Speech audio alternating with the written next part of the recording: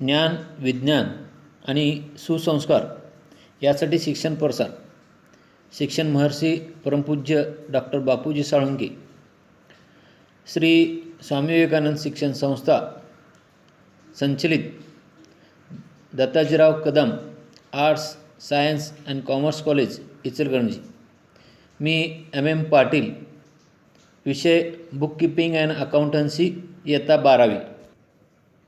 आज आपण या विषयातील topic number 2 accounts of not for profit concerns हा भाग पाहणार आहोत. Accounts of not for profit concern किंवा ऑर्गनायझेशन हा भाग पाहत असताना आपण सगळ्यात सुरुवातीला इंट्रोडक्शन हा भाग बघू. समाजामध्ये 2 प्रकारच्या संस्था असतात. एक म्हणजे ट्रेडिंग ऑर्गनायझेशन किंवा त्याला म्हटलं तर प्रॉफिट मेकिंग ऑर्गनायझेशन. दुसरे आहे नॉन ट्रेडिंग ऑर्गनायझेशन किंवा नॉट फॉर प्रॉफिट ऑर्गनायझेशन. आता आपण ट्रेडिंग ऑर्गनायझेशन म्हणजे काय बघू. The main aim of trading organisation is to earn profit. म्हणजे ज्या संस्थांचा उद्देश जास्तीत जास्त नफा मिळवणे असतो अशा संस्थांना ट्रेडिंग ऑर्गनायझेशन किंवा प्रॉफिट मेकिंग ऑर्गनायझेशन असे म्हणतात. मग या संस्थांची उदाहरण पाहायची झाली तर एकल व्यापारी संस्था, भागीदारी संस्था, संयुक्त भांडवली संस्था, पब्लिक लिमिटेड कंपनी किंवा कॉर्पोरेट ऑर्गनायझेशन. यापैकी आपण एकल व्यापारी संस्था आणि भागीदारी संस्था यांची व्याख्या, वैशिष्ट्ये, त्यांचे फायनल अकाउंट्स कशा पद्धतीने तयार करायचं हा भाग आपण पाहिलेला आहे. उदाहरण बघा, भागीदारी संस्था या trading account, profit loss account आणि बॅलन्स शीट कशा पद्धतीने तयार करतात किंवा त्यांचे अकाउंट्स कशा पद्धतीने ठेवले जातात हा संपूर्ण भाग आपण पहिल्या टॉपिकमध्ये पाहिलेला आहे. आता आपण पाहणार आहोत नॉट फॉर प्रॉफिट ऑर्गनायझेशन म्हणजे काय आणि त्यांचे अकाउंट्स कशा पद्धतीनं तयार करायचे हा भाग पाहणार आहोत. Not for profit concerns are those concerns which are not started to earn a profit but to give qualitative services to its members and society at the minimum charges. म्हणजेच ज्या संस्था समाजातील लोकांना किंवा संस्थेच्या सभासदांना चांगल्या पद्धतीच्या सेवा देण्याच्या उद्देशाने स्थापन झालेल्या असतात अशा संस्थांना नफा न मिळणाऱ्या संस्था किंवा नॉट फॉर प्रॉफिट कन्सर्न्स असे म्हणतात. मग या संस्थांची उदाहरण पाहायची झाली तर sports club, charitable trust, Lions club, Rotary club, schools, colleges, universities, charitable hospitals, library या प्रकारची उदाहरणे ही नफा न मिळणाऱ्या संस्थांची उदाहरणे. मग या संस्था कोणकोणत्या प्रकारचे अकाउंट्स तयार करतात, कशा पद्धतीने तयार करायचे हा भाग आपण इथं पाहणार आहोत. इंट्रोडक्शन पाहिल्यानंतर आपण profit organisation and non profit organisation या दोन्ही संस्थांमधील फरक काय आहे हा फरकाचा मुद्दा आपण बघू. आता बघा, प्रायमरी ऑब्जेक्ट म्हणजे प्राथमिक हेतू. Profit making organisations, the main object of the primary object is to earn profit. Second, not for profit organisation, the primary object of non profit concerns to provided services to its members oblique people. Second point, preparation of trial balance. Profit organizations prepare trial balance. Non-profit organizations do not prepare trial balance. These concerns prepare receipt and payment account. Third point, accounting statement. Profit making organizations prepare trading account, profit and loss account, balance sheet. Non-profit organization prepare receipt and payment account, income and expenditure account, and balance sheet. Next point, net results. Profit organizations net results is net profit oblique net loss. Non-profit organizations net results is surplus or deficits. Next point, capital fund oblique owners fund. Profit organizations its member invested capital. Non-profit organizations capital fund represents surplus, subscriptions, donation, etc. Introduction पाहिल्यानंतर आपण profit organisation and non profit organisation या दोन्ही संस्थांमधील फरक काय आहे हा फरकाचा मुद्दा आपण बघू. आता बघा, प्रायमरी ऑब्जेक्ट म्हणजे प्राथमिक हेतू. Profit making organisations the main object oblique primary object is to earn profit. Second, not for profit organization. The primary object of non-profit concerns to provide services to its members oblique people. Second point, preparation of trial balance.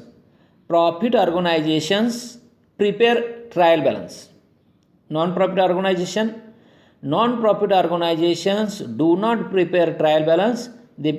These concerns prepare receipt and payment account. Third point, accounting statement. Profit making organizations prepare trading account, profit and loss account, balance sheet.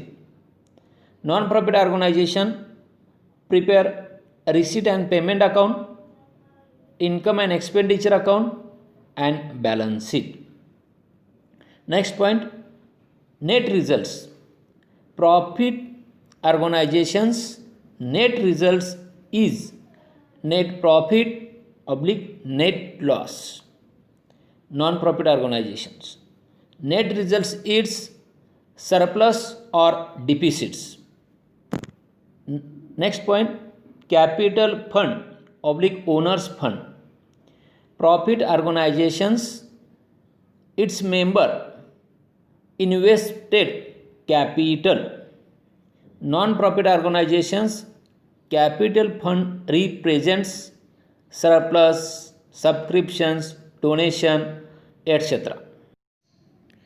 Difference between profit organization and non-profit organization हा भाग पाहिल्यानंतर आपण पुढचा भाग बघू, accounts. म्हणजे नफा न मिळवणाऱ्या संस्था कोणकोणते अकाउंट्स तयार करतात. त्यापैकी पहिला अकाउंट आहे receipt and payment account. A receipt and payment account is a real account.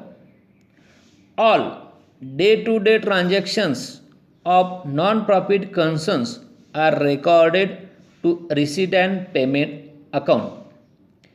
Credit transactions are not recorded in receipt and payment account. All receipts are recorded to debit side of receipt and payment account, and all payments is recorded credit side of receipt and payment account. म्हणजेच नफा न मिळा संस्थांचे रोजच्या रोज जे काही व्यवहार होत असतात त्या व्यवहारांची नोंद रिसीट अँड पेमेंट अकाउंटला केली जात असते. उधारीचे कोणतेही व्यवहार रिसीट अँड पेमेंट अकाउंटला नोंद केली जात नाही. व्यवसायामध्ये जी कॅश आलेली असेल ती रिसीट साईडला नोंद केली जात असते. व्यवसायामधून जी कॅश गेलेली असेल ती पेमेंट साईडला नोंद केली. यानंतर आपण types of receipts and types of payments भाग पाहणार आहोत. त्यापैकी पहिल्यांदा बघू टाईप्स ऑफ रिसीट्स. त्यापैकी पहिला असेल capital receipts. Capital receipts are such receipts are non recurring nature and not forming a part of regular income of non-profit concerns are known as capital receipts. म्हणजेच काय, जे उत्पन्न संस्थेच्या दैनंदिन व्यवहारातून मिळत नाही किंवा व्यवहारापैकी नसतं त्याला त्या उत्पन्नाला कॅपिटल रिसिट्स असं म्हटलं जातं. उदाहरण बघा, डोनेशन ऑफ बिल्डिंग म्हणजे बिल्डिंगसाठी मिळालेली देणगी, donation of sports material, donation of library, donation of books, life membership fee, sale of fixed assets. अशा प्रकारचे जे काही उत्पन्न असतील किंवा रिसिट्स असतील त्याला म्हटलं जातं कॅपिटल रिसिट्स. कॅपिटल रिसिट्सची नोंद ही बॅलन्स शीटच्या लायबिलिटी बाजूस केली जात असते. यानंतर आहे revenue receipts. Revenue receipts R such receipts which are recurring nature and represents regular flow of income of concerns. म्हणजेच संस्थेच्या दैनंदिन उत्पन्नातून जे काही उत्पन्न मिळतं त्याला म्हटलं जातं रेव्हेन्यू रिसिट्स. आता उदाहरण पाहिजे झालं तर subscription, rent received, interest received, dividend received, locker rent, या पद्धतीची जे काही रेव्हेन्यू असतात, रेव्हेन्यू रिसिट्स असतात, ते revenue receipts income and expenditure अकाउंटच्या इन्कम बाजूस नोंद केले जात असतात. येथे एक मुद्दा लक्षात येईल बघा, जे काही कॅपिटल रिसिट असतील ते बॅलन्स शीटच्या लाईफ साईडला नोंद केले जात असतात. जे काही रेव्हेन्यू रिसिट्स असतील ते रेव्हेन्यू रिसिट्स हे इन्कम अँड एक्सपेंडिचर अकाउंटच्या इन्कम बाजूस नोंद केले जात असतात. यानंतर आहे टाईप्स ऑफ पेमेंट्स. फर्स्ट आहे capital expenditure. Capital expenditures are non recurring nature. The benefits of such expenditure are likely to be received for a long period. These expenses are shown asset side of balance sheet. म्हणजेच जे खर्च मोठ्या स्वरूपाचे असतात आणि तो खर्च केल्यानंतर संस्थेला त्या खर्चापासून खरेदी केलेल्या ज्या काही असेट असतील त्या असेटचा दीर्घकाळपर्यंत वापर करता येत असतो त्याला म्हटलं जातं कॅपिटल एक्सपेंडिचर. आणि भांडवली खर्च किंवा कॅपिटल एक्सपेंडिचर हे बॅलन्स शीटच्या असेट बाजूस नोंद केले जात असतात.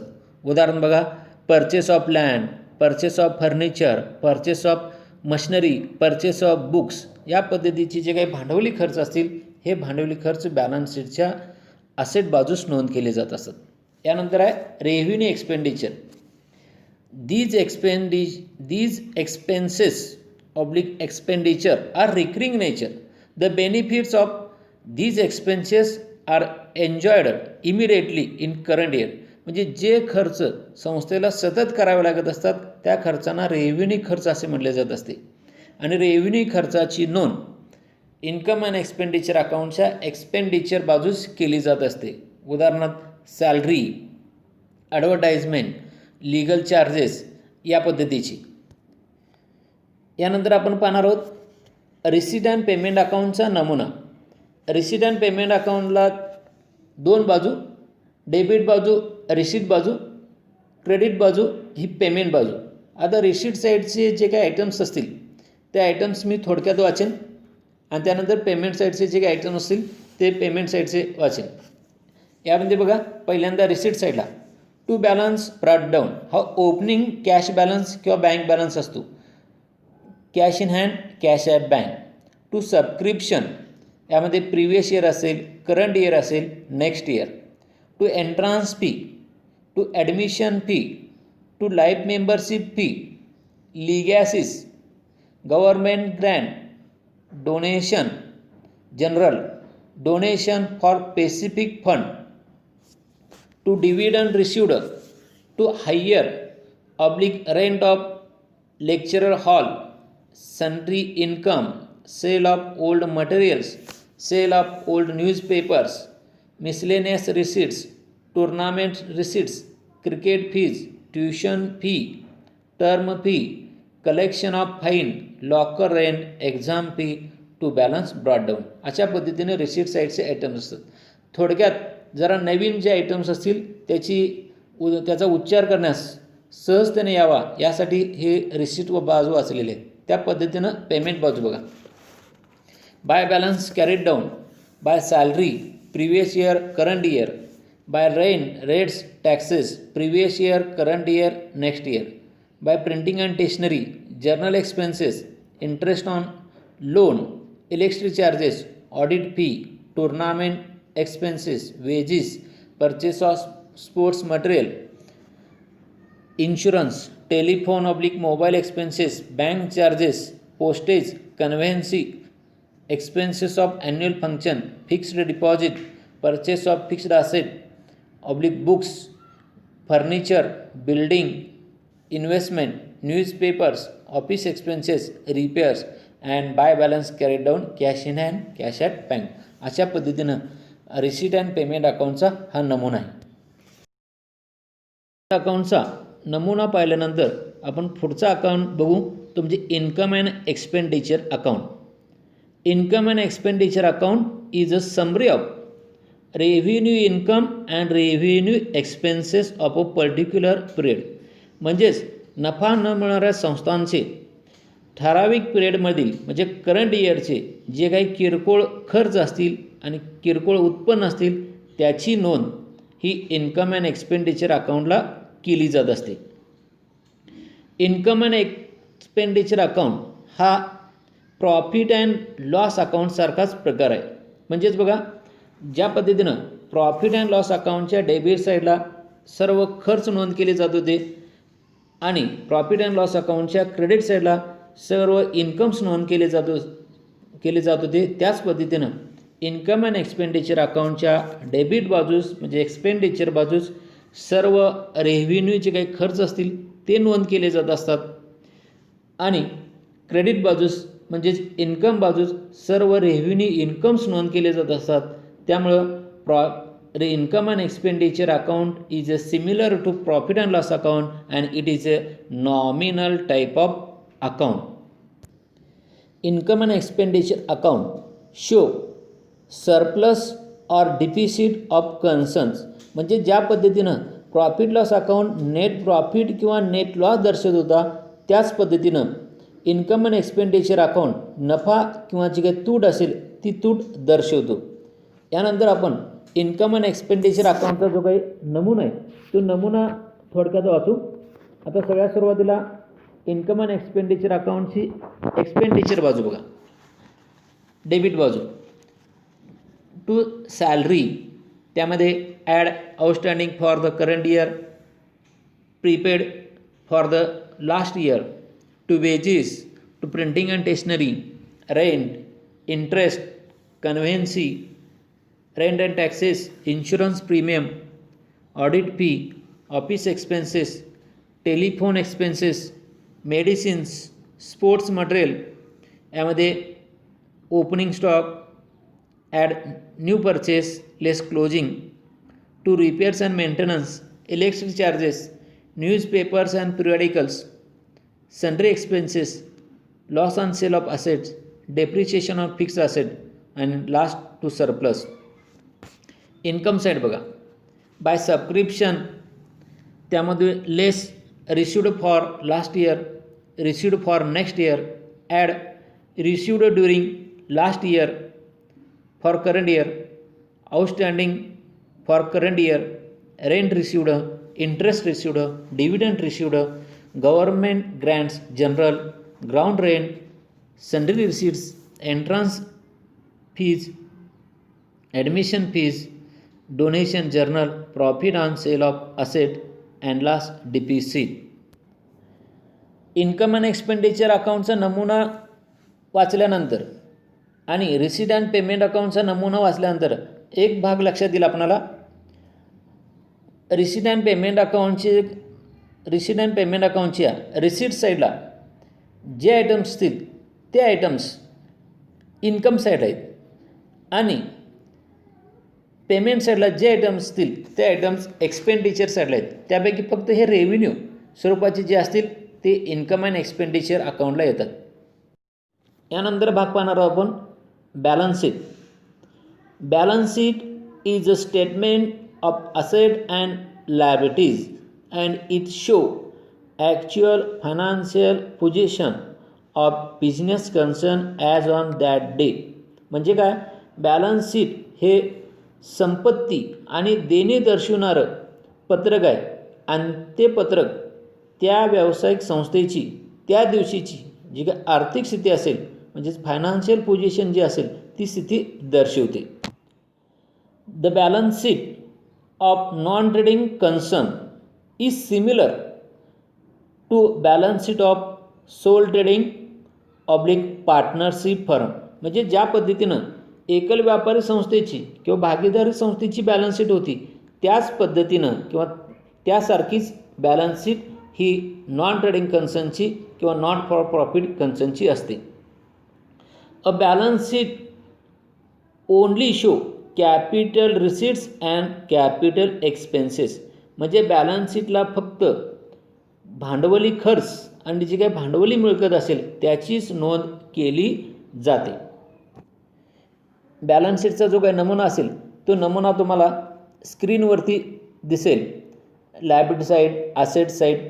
ॲसेट साईडचे जे काही आयटम्स असतील किंवा ज्या काही ॲसेट असतील ज्या ॲसेट आपण वारंवार पार्टनरशिप फर्मचे फायनल अकाउंट्स तयार करत असताना नोंद केलेले आहेत त्यामुळं ॲसेट बाजू काही वाचत नाही, लायबिलिटी बाजू असतो. लायबिलिटी साईडला बघा कॅपिटल फंड, त्यामध्ये ॲड, डोनेशन कॅपिटलाइज असेल तर, एंट्रान्स फी कॅपिटलाइज असेल तर, सरप्लस ॲड असेल, डिफिसिट असेल तर लेस असेल, त्यानंतर building fund, endowment fund, tournament fund, special fund, charity fund, sundry creditors, bank overdraft, other loan, outstanding expenses, pre received income, life membership fee. या पद्धतीनं बॅलन्स शीटची लाईफ शीट आहे. लाईफ साईडला जे आयटम्स नवीन आहेत त्याचा उच्चार व्हावा यासाठी हा भाग मी वाचलेला आहे. सर्व अकाउंटचे नमुने आणि बॅलन्स शीटचा नमुना पाहिल्यानंतर पुढील भाग आहे तो म्हणजे ॲडजस्टमेंट. यातील पहिले ॲडजस्टमेंट आहे आउटस्टँडिंग एक्सपेन्सेस. जी ॲडजस्टमेंट आपण फायनल अकाउंटमध्ये केलेले तीच ॲडजस्टमेंट आहे. आता याचे इफेक्ट बघा. आउटस्टँडिंग एक्सपेन्सेसची रक्कम इन्कम अँड एक्सपेंडिचर अकाउंटच्या एक्सपेंडिचर बाजूस संबंधित खर्चामध्ये अधिक करायची किंवा ॲड करायची. हा पहिला इफेक्ट. दुसरा इफेक्ट आउटस्टँडिंग म्हणून अधिक केलेली रक्कम बॅलन्स शीटच्या लायबिलिटी बाजूस आउटस्टँडिंग एक्सपेन्सेस म्हणून नोंद करायची. ही झाली पहिली ॲडजस्टमेंट. यानंतर आहे दुसरी ॲडजस्टमेंट प्रीपेड एक्सपेन्सेस. हे देखील आपण फायनल अकाउंटमध्ये केलेले आहेत. प्रीपेड एक्सपेन्सेस म्हणजे काय? Expenses paid in advance. हे ॲडजस्टमेंट करत असताना इन्कम अँड एक्सपेंडिचर अकाउंटच्या एक्सपेंडिचर बाजूस संबंधित खर्चामधून प्रीपेड एक्सपेन्सेसची रक्कम वजा करायची. दुसरा इफेक्ट वजा केलेली रक्कम बॅलन्स शीटच्या असेट बाजूस प्रीपेड एक्सपेन्सेस म्हणून नोंद करायची जसं आपण फायनल अकाउंटमध्ये केलेलं आहे. तिसरी ॲडजस्टमेंट आहे outstanding income accrued income. Outstanding income adjustment करत असताना इन्कम अँड एक्सपेंडिचर अकाउंटच्या इन्कम बाजूस संबंधित इन्कममध्ये आउटस्टँडिंगची रक्कम अधिक करायची. दुसरा इफेक्ट आउटस्टँडिंग इन्कम म्हणून अधिक केलेली रक्कम बॅलन्स शीटच्या ॲसेट बाजूस नोंद करायची. पुढील ॲडजस्टमेंट आहे income received in advance pre received income. हे ॲडजस्टमेंट देखील आपण फायनल अकाउंटमध्ये केलेले आहे. आता याचा पहिला इफेक्ट बघा. इन्कम रिसिव्ड इन ॲडव्हान्स असेल तर इन्कम अँड एक्सपेंडिचर अकाउंटच्या इन्कम बाजूस संबंधित इन्कममधून प्री रिसिव्ड इन्कमची रक्कम वजा करायची. यानंतर त्याचा दुसरा इफेक्ट आहे वजा केलेली रक्कम बॅलन्स शीटच्या लायबिलिटी बाजूस इन्कम रिसिव्ड इन ॲडव्हान्स म्हणून नोंद करायची. यानंतरची ॲडजस्टमेंट आहे ती म्हणजे डेप्रिशिएशन, जे आपण फायनल अकाउंटमध्ये बऱ्याच वेळेला केलेलं आहे. डेप्रिशिएशनचं पहिले इफेक्ट बॅलन्स शीटच्या ॲसेट बाजूस फिक्स्ड ॲसेटमधून डेप्रिशिएशनची रक्कम वजा करणे.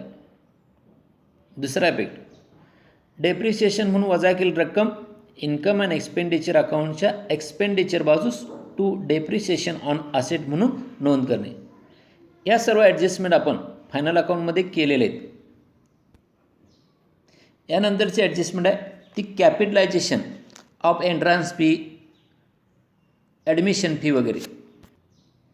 ही ॲडजस्टमेंट आता या टॉपिकमध्ये नवीन आहे किंवा आपणाला आता करायला नवीन आहे, परंतु सोपी आहे.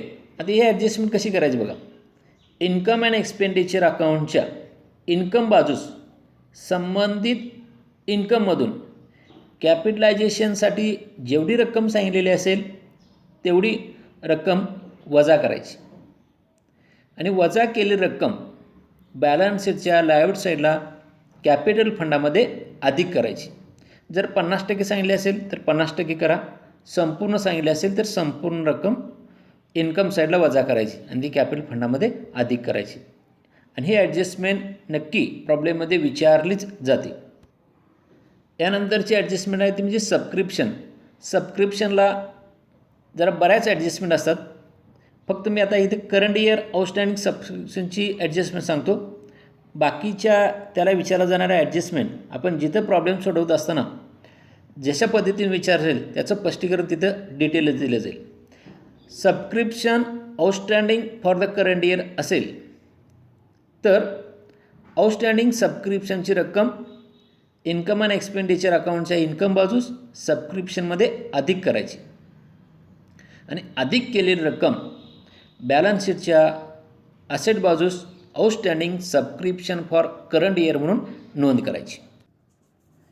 यानंतरची स्टॉक ऑफ स्टेशनरीची जी ॲडजस्टमेंट असेल ती ॲडजस्टमेंट आपण फायनल अकाउंटमध्ये ज्या पद्धतीने केलेलं आहे त्या पद्धतीनेच करायचे आहे. त्याचे इफेक्ट्स, त्याचे डिटेल्स आपण ज्या प्रॉब्लेममध्ये ही ॲडजस्टमेंट त्या ठिकाणी त्याचे डिटेल्स आपण बघू. यानंतर आपण पाहायचं आहे म्हणजे हे 5-6 ॲडजस्टमेंट पाहिल्यानंतर आणि ज्या ॲडजस्टमेंट सतत विचारल्या जातात त्याचंच आपण चर्चा केलेली आहे.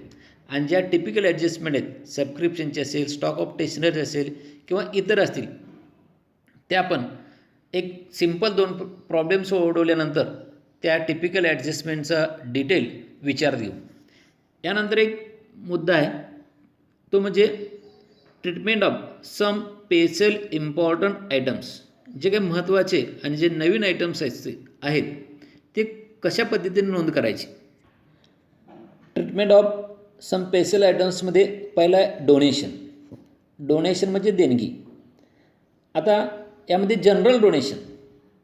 जनरल डोनेशनची रक्कम असेल तर ती रक्कम इन्कम अँड एक्सपेंडिचर अकाउंटच्या इन्कम बाजूस नोंद करायची. म्हणजे डोनेशन जर रेव्हेन्यू दिलं असेल तर, परत एकदा सांगतो, डोनेशनची रक्कम ही रेव्हेन्यू असेल त्याचा पद्धतीचा उल्लेख असतो तर ती रक्कम किंवा जनरल डोनेशन असेल तर ती रक्कम इन्कम बाजूस नोंद करा. यानंतर आहे specific donation.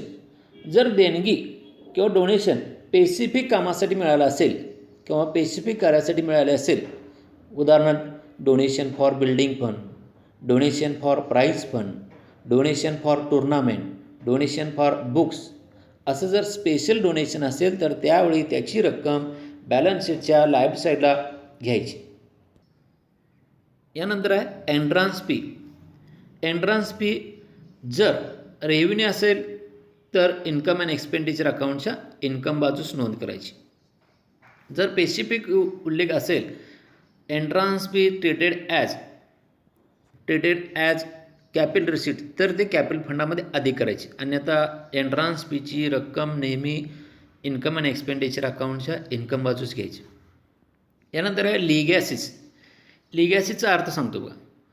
लिगॅसिस means gift received under the will on the death of the donor.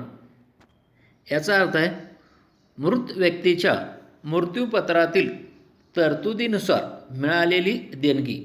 आता ही रक्कम का आपल्याला नेहमी किंवा सतत मिळत नाही, त्यामुळे लिगॅसिसची रक्कम बॅलन्स शीटच्या लायबिलिटी साईडला नोंद करायची. जर स्पष्ट उल्लेख असेल तरच इन्कम साईडला घ्या, अन्यथा लिगॅसिस हे नेहमी न मिळणारं उत्पन्न असल्यामुळं त्याची नोंद बॅलन्स शीटच्या लायबिलिटी साईडला करायची. यानंतर आहे life membership fee. Life membership fee means आजीव सभासद वर्गणी. हे देखील संस्थेला नियमित मिळणारं उत्पन्न नसल्यामुळं लाईफ मेंबरशिप फी याची रक्कम किंवा याची नोंद करत असताना बॅलन्स शीटच्या लायबिलिटीला नोंद करायची. यानंतर आहे सेल ऑफ ओल्ड असेट्स. एखादी जुनी असेट्स विकली असेल तर तेवढी रक्कम बॅलन्स शीटच्या असेट साईडला असेटमधून वजा करायची आणि ती असेट विकण्यामध्ये जर फायदा झाला असेल तर इन्कम बाजूस नोंद करायची. त्या असेट्स विकण्यामध्ये जर तोटा झाला असेल तो एक्सपेंडिचर बाजूस नोंद करायची. यानंतरचा पुढचा आयटम्स आहे तो म्हणजे sale of scrap, newspapers, magazines किंवा मटेरियल किंवा ओल्ड स्क्रॅप मटेरियल. म्हणजे जुने काही मटेरियल वगैरे विकलं असेल तर हे रेव्हेन्यू इन्कम असल्यामुळं याची नोंद इन्कम अँड एक्सपेंडिचर अकाउंटच्या इन्कम बाजूस नोंद करायची.